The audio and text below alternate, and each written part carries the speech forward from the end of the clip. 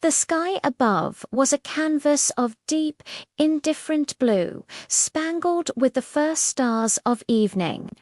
From the deck of his colossal creation, Noah watched them emerge one by one, cold and distant. A century. He'd given a century of his life to this. This vessel, this monument to a whisper in his soul. Down below, the world was quiet. Too quiet. The jeers and laughter that had been the soundtrack to his labor for decades had finally fallen silent, replaced by a weary, watchful stillness. The scoffers had grown tired of their sport, and now they just stared. The great wooden beast sat in the valley, a testament to what they called his madness. He ran a hand over the rough-hewn gopher wood, the splinters a familiar comfort against his calloused skin. His back ached with a pain so profound it felt like part of his very bones. It was the ache of 100 years of soaring, hammering and lifting. But it was more than that. It was the ache of carrying a burden too heavy for one man's shoulders. He was 600 years old, and he felt every single day of it. He thought back to the beginning. The voice.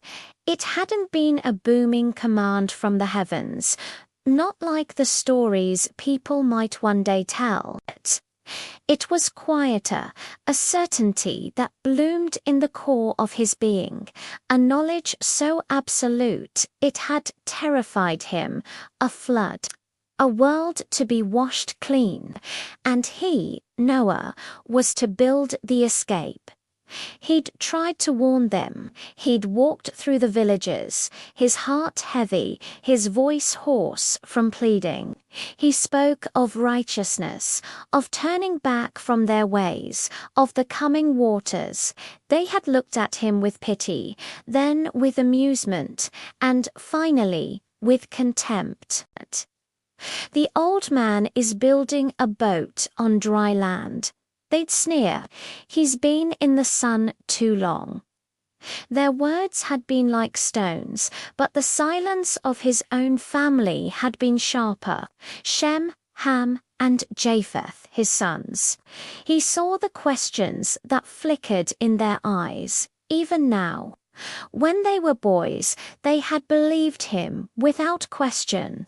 They had helped him fell the first trees, their small hands struggling to grip the heavy tools. But as they grew into men, as the years stretched into decades with no sign of a single storm cloud, their faith began to fray. He saw it in the way they would look at the horizon, then back at the ark, then at him. He saw it in the hushed conversations they had with their wives. They never defied him. They continued the work. But the shadow of doubt was a constant guest in their home. Was their father a prophet or a fool who had sacrificed their entire lives for a delusion? He didn't know which answer would hurt more. He walked to the edge of the great ramp, looking out into the twilight. The air was warm, smelling of dust and dry grass. Not a hint of moisture. He closed his eyes, his mind replaying the divine instructions. The precise cubits, the 3 decks, the single window, the pitch inside and out.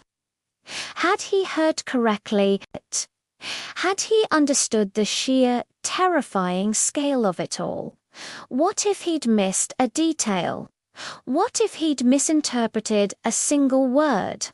The weight of every life, every creature that now shuffled and murmured in the dark belly of the ark, rested on his memory of a voice he hadn't heard in a century. The fear was a cold knot in his stomach. It wasn't the fear of the water or of the storm. It was the fear of being wrong.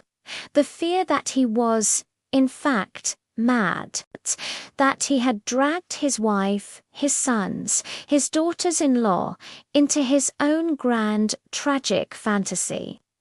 That tomorrow would dawn just like any other day, the sun would rise, and he would be left standing on this useless monument, the laughingstock of a world that would continue on, oblivious and unchanged. He would have wasted not just his life, but theirs. The thought was a heavier burden than the ark itself. A soft sound made him turn. It was his wife Nama standing there, a silhouette against the lantern light from within. She didn't speak. She didn't need to.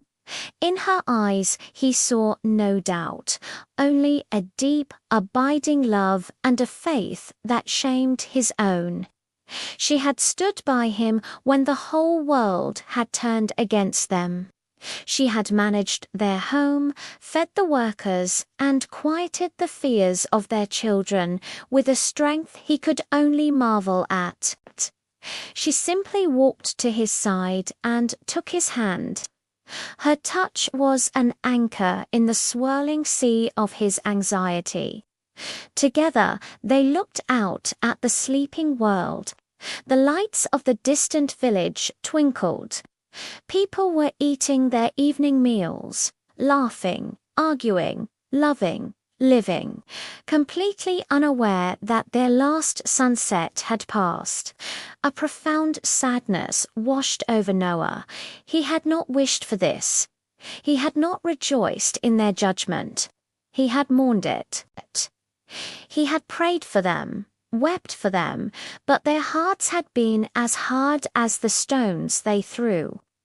The lowing of an ox echoed from deep within the ship. The call of a strange bird followed. It was a symphony of the saved, a chorus of the chosen. Every pair, from the smallest beetle to the largest elephant, was aboard. He had done it. He had followed the instructions to the last detail. The work was finished. All that was left was the waiting, and the waiting was the hardest part. He let out a long, shuddering breath. "It is done," he whispered, the words barely audible. Nama squeezed his hand. He looked up at the sky one last time, at the vast, silent expanse of stars. Had he been chosen, or had he been cursed, to see the end of everything you have ever known? To float on a lonely ocean while the world drowns beneath you? Was that a blessing? He felt a weariness so complete it was almost a kind of peace. He had done all he could. The rest was not in his hands. And then he felt it. Not a sound, not a flash of light, just a single cool drop of moisture on the back of his weathered hand. He froze. Nama felt him tense. He slowly raised his hand, staring at the tiny, glistening bead of water. It was real. Another one landed on his forehead, tracing a cold path down his temple. Then another on his cheek, mingling with a tear he didn't realize had fallen. He looked at his wife. Her eyes were wide, reflecting the starlight. The quiet of the evening was broken by a soft, pattering sound on the great wooden roof above them. A sound like a gentle whisper growing steadily into a conversation, then a murmur, then a roar. The sky, just moments ago clear and deep, was now a sheet of impenetrable black. The scent of dust was gone, replaced by the rich, earthy smell of rain on dry ground. The sounds of the world below began to change. Distant shouts, confused and then fearful. The pattering grew louder, harder, a relentless drumming that vibrated through the very structure of the ark. It wasn't just rain, it was a deluge. The whisper in his soul had become the roar of the heavens. He was not mad, and in that moment of terrible, absolute vindication, Noah, the shipbuilder, the prophet, the fool, closed his eyes as the world he knew began to disappear. Thank you for watching. If this story moved you, consider subscribing for more tales that explore the depths of the human experience. We'll see you next time.